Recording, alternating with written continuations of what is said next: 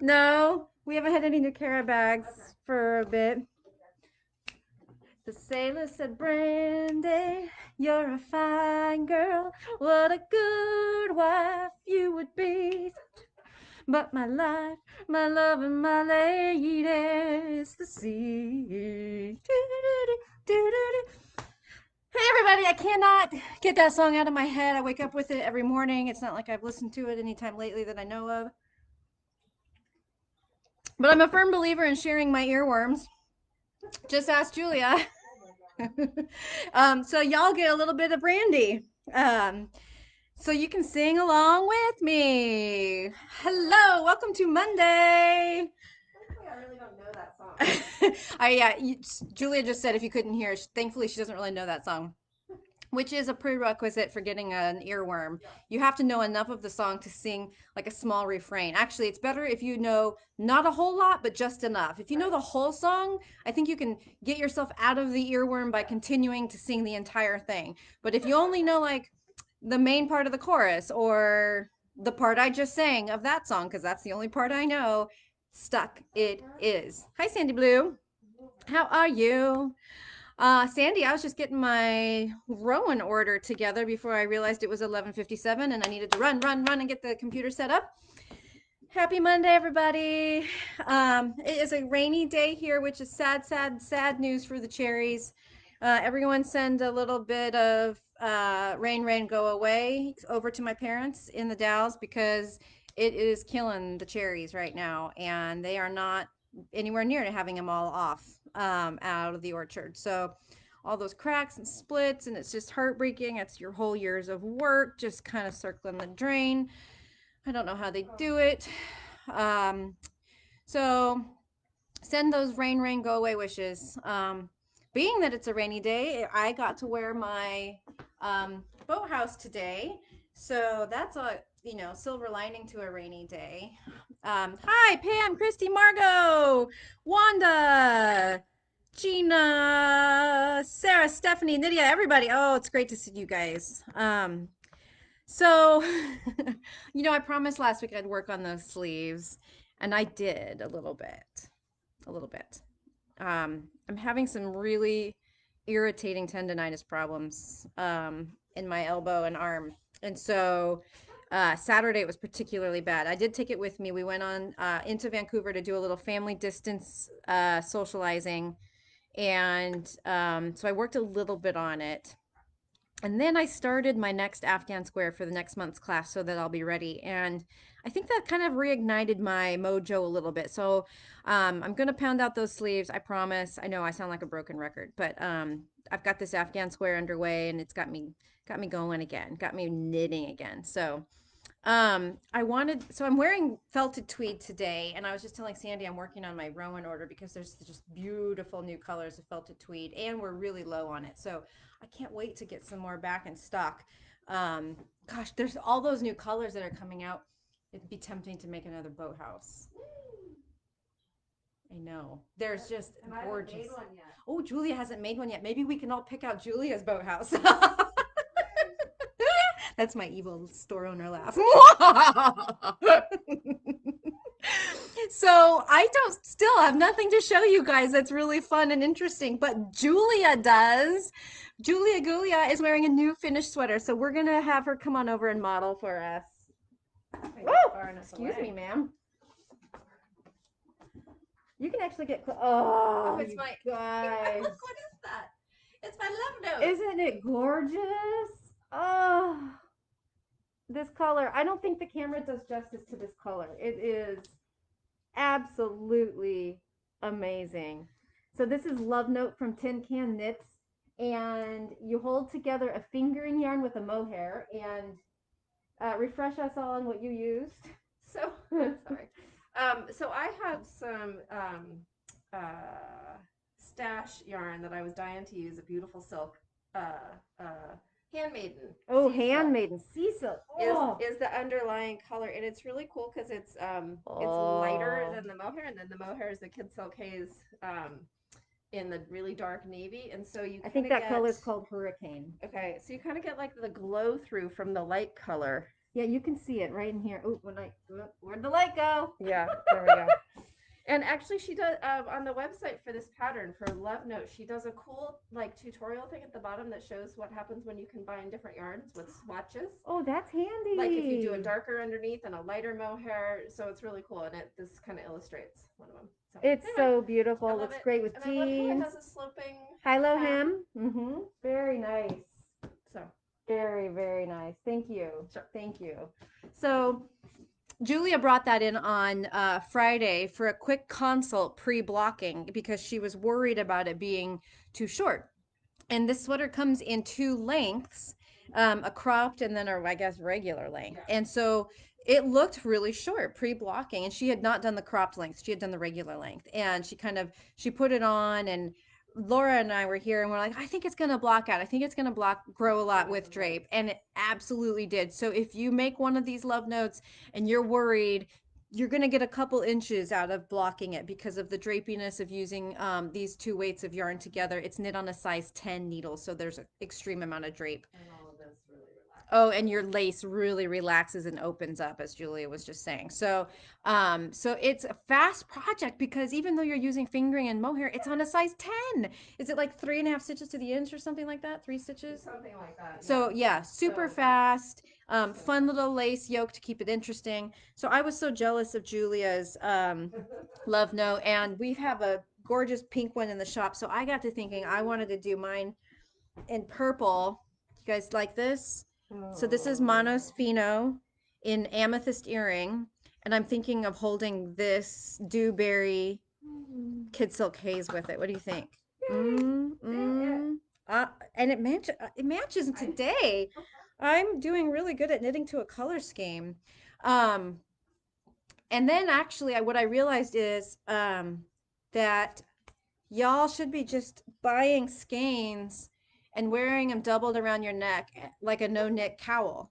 So this is the fastest FO you could come up with. So you take your skein, put it around one time, double it around, and then you walk around and be like, "Yeah, I made this. This took a long time. This is awesome. Feels good. It's warm if you need to warm up, and you're done in about what 12 seconds? 12 seconds it probably took to put this around my neck twice. Who's gonna know? Looks amazing, right? Yeah, gorgeous purples. Sarah, this is right up your alley. Yeah, so I'm excited. I want to do this. This is going to be my reward for finishing those sleeves.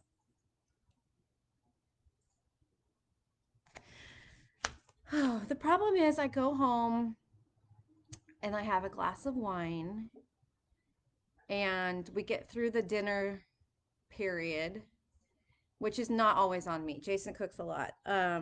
Sometimes I mean, we trade back and forth pretty evenly.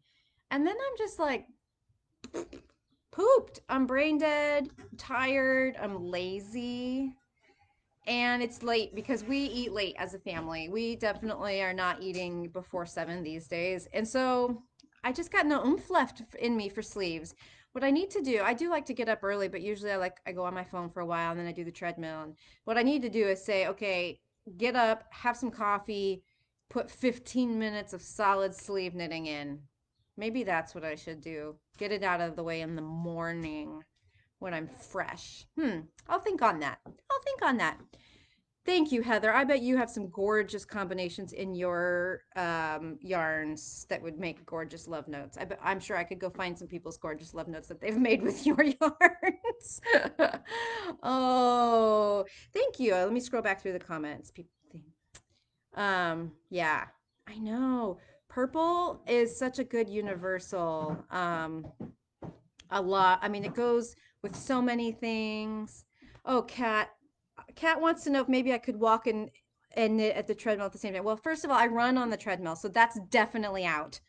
Definitely couldn't run and knit. Could maybe walk and knit for part of it. But my treadmill's in my garage, and if I went flying off of that thing, I would fly into like equipment, saws, Not cool. yeah, shop vac. That could be really, really dangerous. So I don't know about that.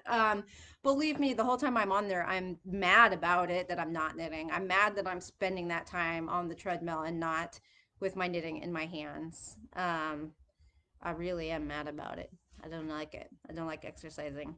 Kat says she could be bribed to knit sleeves for me. That's hilarious. We had our Afghan class last Friday after I got off talking to you guys. At 12:30 was our monthly Afghan get together. And we did it via Zoom this time for the first time. So everyone could kind of talk and interact. And the square last month was a doozy. It was really, truly a doozy of a square. It was probably the most complicated and most annoying square that we'd had to date. And it was full of bobbles and 14 stitch wide cables that required a cable needle and two additional DPNs to execute because you were like one to the front, two to the back, knit two, two to the front, move the one from the front to the back, slip two to the cable needle. I mean, it was just absolutely terrible. And so one of our Heidi, who I don't think she's on today right now, I haven't seen her name pop up, but she was still working on that square, has yet to get into it. And so she said, I'll take your sleeves if you'll do my square. And I thought hard about it. As awful as that square was, I thought hard about maybe sending that sweater off to someone else and then making her square for her. Oh gosh. Anyway, so let's see what's more to come this. Did anybody do anything fun for Knit in Public Day on Saturday? It seems kind of it was hard to remember and be active about it, being that the shop we're not open on the weekends right now. I saw some people doing some stuff, like getting out into a park, sitting on their porch, etc. Um, I just knit in public, like in the form of being in a car on the way to Vancouver, and so that's not really public at all, actually. But yeah, did you do anything, Julia, for Knit in Public Day? I'm having a hard time even remembering Saturday. Saturday was so far It was back. so I mean, long is that like 2 years ago. ago? I'm pretty sure. No, I know I did.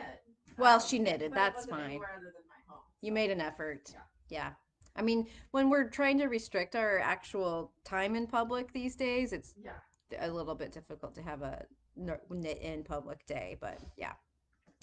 I'm thinking about applying to the city for one of the loading zones they're offering right now. I think that would be helpful for all you locals if we had a designated spot out here that was a short-term loading zone. That would really be helpful. That's something I'm going to work on this week. It's not knitting related. Sorry. Get loaded.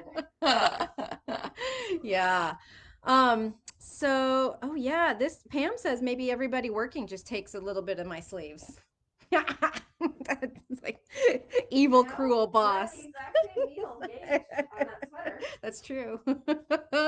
Pam, I like the way you think. Yeah, we should have a Knit in Public 2.0 sometime down later this fall or something.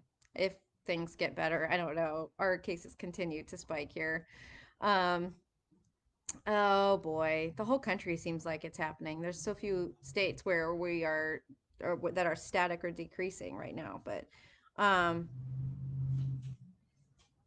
Kat says she goes 2 inches below the sleeves, puts a lifeline in, tries it on, knits one sleeve, works on the body, and then finishes the other sleeve. That's funny. Everybody's got these different strategies, and Jill does one sleeve, then she does the body, and then she does the other sleeve in order to break it up. So I think that's really that. I think whatever works for your brain. Typically, what works for my brain is for me to finish the body and know that I can just zoom down those sleeves. It's never been a problem before now, and I think it's not the sleeves and it's not the sweater, and it's definitely Sarah. Sarah's got the problem right now. She's got a mental lack of focus. Life's kind of weird. I was kind of in a rut, but I feel like I'm breaking out of it, and I'm excited to cast this on.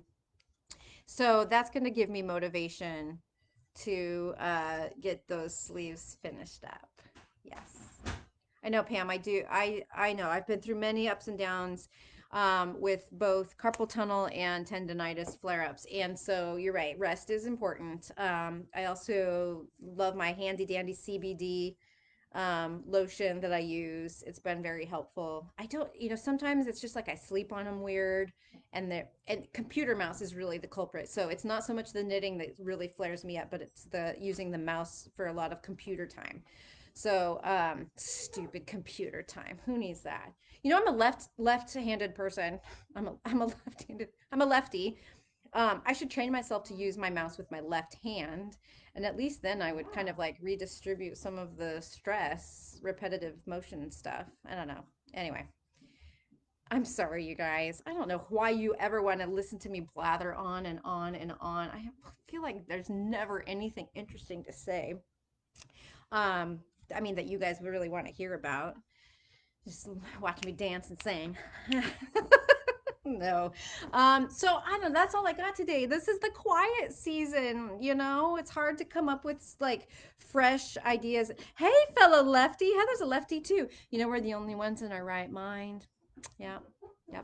Yes, my wrist braces are definitely what when I'm having a carpal tunnel flare up, they really, really do the work, do the trick. It's a must for me.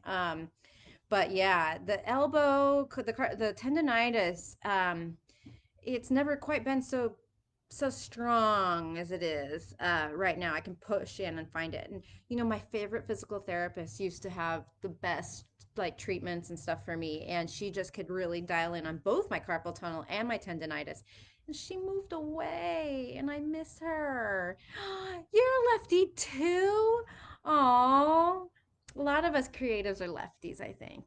Um, all right. Anyways, is there anything new coming this week I need to tell you guys about? You know, I'm still waiting on the next shipment of Haverland self-striping sock yarn. You know, those cute balls that are so irresistible.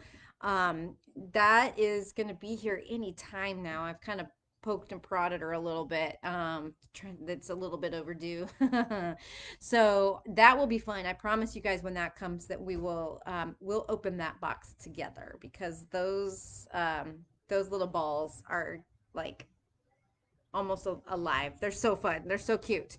Um, but that's all I got. So I think I'm gonna sign off and stop blah blah blahing at everybody, and we will check back in and see how y'all are doing on Wednesday. All right, take care, everybody.